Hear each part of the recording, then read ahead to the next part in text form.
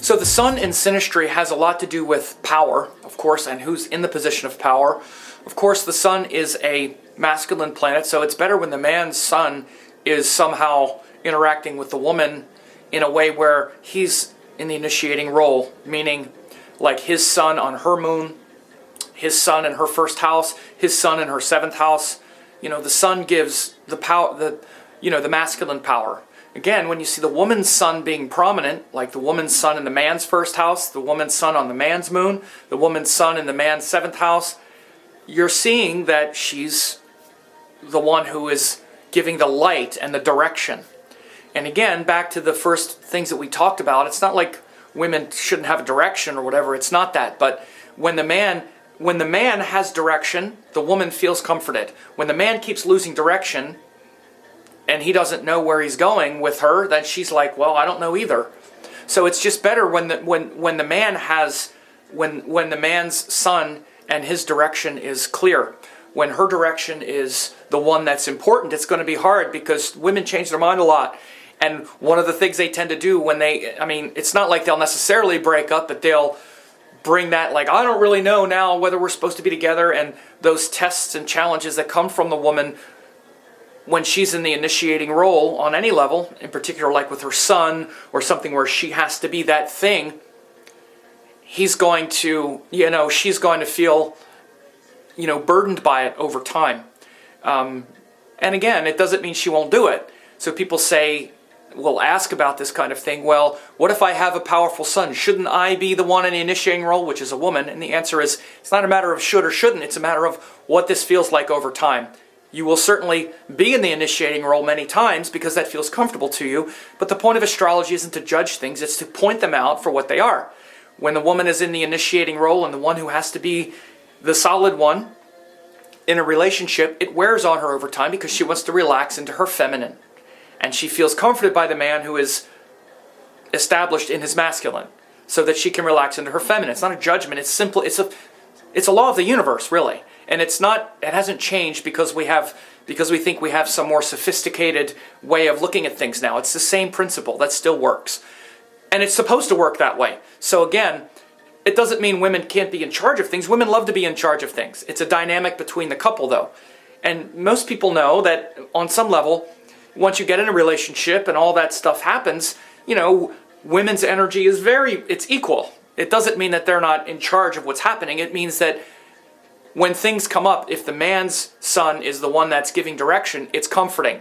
Because men have a tendency to not necessarily, or at least men try to, not necessarily react emotionally to things, but to keep the long-term vision in mind and try to hold things together and say, okay, we're going through a rough time, but let's hang in there. And that's good when the man is doing that. It's not so good when the woman is doing that because it's going to wear on her. A man feels good when he's able to do that. A woman doesn't necessarily feel like it when she has to. So, again, Synastry with the sun, you like to see that the man that his sun, if it's involved in Synastry, and again, this is just when it's involved, it might not be involved, but if it's involved, you'd like to see that it's the man's sun that's the most prominent. Again, you'll also have to look at things like the dignities of the planets and whatnot. If the man's sun is weak, like it's in Aquarius or it's like in Libra or a place where the sun is kind of weak, you'll see that the man may waver in his confidence, and maybe the woman's masculine planet is affecting it. Like let's say a woman's Mars on a man's sun that's in Libra or where it's kind of weak. Again, this could be a flashpoint. Mars and the sun, or like the woman's Mars in Capricorn and the man's sun in Capricorn. Sun is not so strong in Capricorn. Mars is exalted in Capricorn. So you can see where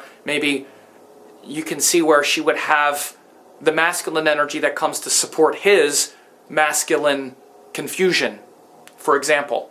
This is how you want to translate these kinds of things. You don't look at astrology, everything is not the same. When you're looking at relationships and especially synastry, one of the main things you need to be always focusing on is masculine and feminine energy. You wouldn't always necessarily do that in every circumstance. But like the one I just mentioned, you could see this. where the woman's, like her exalted Mars, would maybe come to rescue the man's the man's sun in Capricorn, which is not strong, and you would see where that button is getting pushed, where she might be getting tired of having to step up and be the masculine one when his sun falters, for example. So this is a general quality of the sun in Synastry. When it's in the first house, you'd like to see it again, that the man's sun is the woman's first house. He'll give light, inspiration, purpose, strength to her. In her seventh house, she'll see that the reflection coming back from the place of the partner is the powerful sun, the consistent vision. When it's reversed, it's the woman's sun, then it's different. Then she's the one giving the light. So if it's the sun interacting with the moon, you'd like to see the man's sun, woman's moon, not the reverse. And then I'll talk about the other planets as we get to them. I just spoke about Mars a little bit, but Sun Mars can definitely be a flashpoint. Sun Mercury, again, if it's through Synastry, it can definitely bring an intellectual connection. Sun Jupiter can definitely give a philosophical connection. Sun Venus, this is a tricky one because the sun is like the king and Venus is like the sort of princess, or even sort of like the concubine a little bit. Venus can be a little distracting to the sun, especially if it's man's sun, woman's Venus. You can see where Venus can distract the trajectory and the goals of the sun. But it's still a glue there. Woman's sun, man's Venus. Again, the genders are upside down, so it can show a distraction in another way, like the opposite kind of distraction. Sun Saturn, again, you can see where one is going to feel like there might be some control over the other. But it can also show a bond, and it can show a commitment, because both of them are about commitments. So Sun Rahu, it's kind of like an eclipse, right? You have this, the Rahu person is kind of trying to expand the sun's the sun person. So there'll be some confidence issues and sort of confusion around that. The sun person with the Rahu, the sun is trying to clear up the smoke of the Rahu person. So again, it's a confusing thing, kind of like a sort of eclipse going on, but you definitely see it on some level. You'll often see woman's Rahu, man's sun, to help develop the man's masculinity, right? Ketu sun also. You'll often see Ketu of the woman and the man's sun.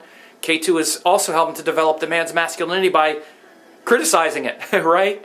And then the man's sun is trying to illuminate the woman's criticism, right?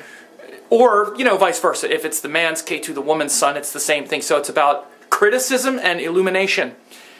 The criticism of Ketu helps to focus the sun, and the sun's focus on Ketu helps to illuminate the criticism of the other person. So the nodes wind up being very important in Synastry, and as usual, a little bit confusing. I hope this was a good overview of the sun in Synastry and how it influences other planets.